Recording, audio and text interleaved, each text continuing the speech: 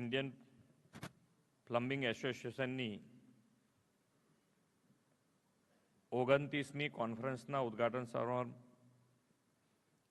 સત્રમાં મારી સાથે મંચ ઉપર ઉપસ્થિત મારા સાથી મંત્રી શ્રી જગદીશભાઈ વિશ્વકર્મા, મેયર શ્રીમતી પ્રતિભાબેન જૈન, આઈપીએના રાષ્ટ્રીય અધ્યક્ષ શ્રી ગુરમીત અરોરાજી, આર્કિટેક્ટ અને director doctor Bimalbhai Patel, national vice president Shri CS Gupta, રાષ્ટ્રીય સચિવ શ્રી રાહુલ દાડફાલે, અમદાવાદના અધ્યક્ષ શ્રી મિનેશભાઈ શાહ, સૌ ઉત્પાદકો, વિક્રેતાઓ, આમંત્રિત મહાનુભાવો, પ્રેસ મીડિયાના મિત્રો, સૌને મારા નમસ્કાર.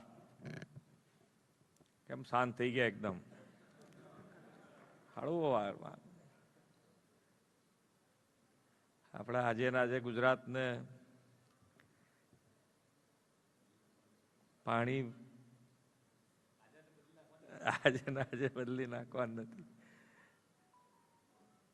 પણ મારી માટે કદાચ આજે આ કોન્ફરન્સમાં આવવા માટે મારી મંત્રી શ્રી જગદીશભાઈ મારી પાસે, મિનેશભાઈ 2 જણા આવ્યા. એમને કહે કે ભાઈ આપણી ટ્રેપ જે છે એની અંદરના જે નોઝલ બતાડે કે નોઝલથી તમે હેરિટર શબ્દો ગમે તે તો સમજી જતા હશે ને. કોઈ પણ ભાષા હોય અહીં બધા કેટલી બધી ભાષાવાળા બધા બેઠા હશે, પણ દરેક વસ્તુ ના સમજે, પણ અમુક વસ્તુ સમજી જાય. જે જરૂરી છે આપણને બધાને આવડે. બિઝનેસમેન હોય ને એને ફાયદાવાળું ગમે તે ભાષામાં બોલો એ સમજી જાય.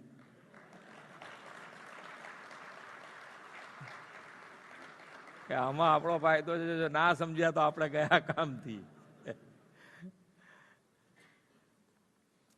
પણ આપણે તો માન્ય નરેન્દ્રભાઈએ વિકસિત ભારત 2047નો સંકલ્પ કર્યો, અને આ વિકસિત ભારત અને વિકસિત ભારત માટે જે પ્રમાણે નરેન્દ્રભાઈએ વિકાસની રાજનીતિથી આખા દેશને બતાડ્યું છે કે વિકાસ કેવો હોઈ શકે, કેવી રીતે કરી શકાય, દેશ અને દુનિયાને બતાડ્યું. G20 તમે જુઓ તો બધા દેશને એમ થઈ ગયું કે ભાઈ જે વિકસિત દેશ કરી શકે એનાથી પણ સારી રીતે ભારત કોઈ પણ વસ્તુ કરી શકવા સક્ષમ આજે છે.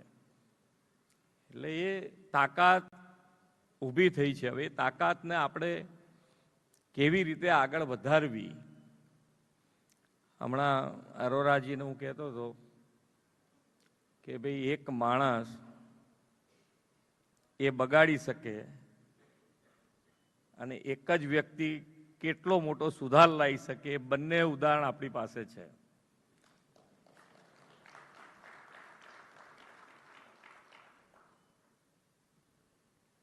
2009થી ગ્લોબલ વોર્મિંગ, પર્યાવરણ ઉપર આગળ વધવું, દેશને ખબર ના હોય, દેશ એમાં આગળ વધતો ના હોય ત્યારે રાજ્યને એની અંદર આગળ વધારવું, એ વિચાર માન્ય નરેન્દ્રભાઈને જ આવી. એ ફ્યુચરનું જોઈ શકે છે, આગળનું જોઈ શકે છે, આગળનું વિઝન છે એમની પાસે. હમણાં જ ધોરડો ગુજરાતમાં રણોત્સવ કરી રહ્યા છે આપણે કચ્છમાં. એ ધોરડો જ્યારે ડેવલપ કર્યું સફેદ રણ તરીકે માન્ય નરેન્દ્રભાઈ 2007માં એમની સ્પીચ છે કે આ ધોરડો, આ રણોત્સવ જોવા માટે દેશ અને દુનિયાના લોકો અહીંયા આવશે. અને આજે વર્લ્ડ ટુરિઝમ ઓર્ગેનાઇઝેશને ધોરડોને best village for tourism declare કર્યું છે. એટલે આ વિઝન છે અને એ વિઝનથી આ કામ કરી રહ્યા છે. આપણે બધા એની અંદર કેવી રીતે સહયોગ કરી શકીએ મિશન લાઈફ. મિશન લાઈફ એટલે આપણને રોજબરોજની લાઈફ, આપણી રોજબરોજની લાઈફમાં